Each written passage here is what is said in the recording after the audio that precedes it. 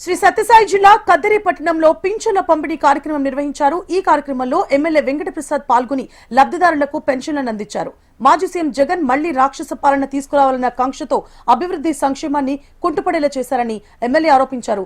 కూటమి ప్రభుత్వం చేస్తోన్న డిఎస్సీ నియామకం, కానిస్టేబుళ్ల నియామకాలపై కోర్టులో కేసులు, కుట్రలకు శ్రీకారం చుట్టారని మండిపడ్డారు.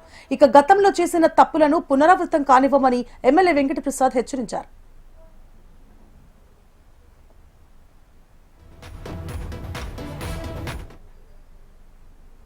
చంద్రబాబు నాయుడు గారిని తిట్టానో, ఈ ప్రభుత్వాన్ని ఆడిపోసుకుంటేనో, అబద్ధాలు ప్రచారం చేస్తేనో, లేదంటే స్థానికంగా ఉన్నట్టు మా నాయకుల్ని కానీ నన్ను కానీ తిట్టానో మీకు రాజకీయాలు ఉండవు. మీరు గతంలో చేసిన పాపాలు కానీ తప్పులు కానీ మళ్ళీ చేయమని చెప్పేసి ముక్కుబడుకొని చెంపలేసుకొని ముట్టికాయలు వేసుకొని మేము చెయ్యము ఈ తప్పు అని చెప్పుకొని మేము మంచి చేస్తాం, ఏం మంచి చేస్తామని ప్రజలకు చెప్పుకునే ప్రయత్నం చేయండి. గడిచిన 5 ఏళ్ళలో మీ రాక్షస పరిపాలన మళ్ళీ పునరావృతం కాకుండా మేము రాజకీయాల్లో ఉంటామని వాగ్దానం చేయండి. అంతేగాని ఎక్కడికక్కడ ఏదో ఒక పైశాచిక ఆనందం జగన్మోహన్ రెడ్డి దగ్గర నుంచి మొదలుపెట్టి ఎందుకు మాట అంటున్నారంటే, డిఎస్సీ పెట్టేసి 16,357 ఉపాధ్యాయ పోస్టులకు నోటిఫికేషన్ ఇస్తే అవంతరాలు సృష్టించడానికి అనునిత్యము కోర్టులో కేసులు వేసి చూస్తాం.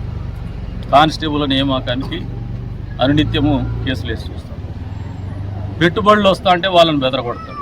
పీపీపీ మోడల్లో మెడికల్ కాలేజీలు అంటే ఎవరు రాకూడదు, మేము వస్తే దాన్ని చేస్తాం దీన్ని చేస్తాం అంటాడు. అంటే ఈ రాష్ట్రం బాగుండేది ఆయనకి ఇష్టం లేదు.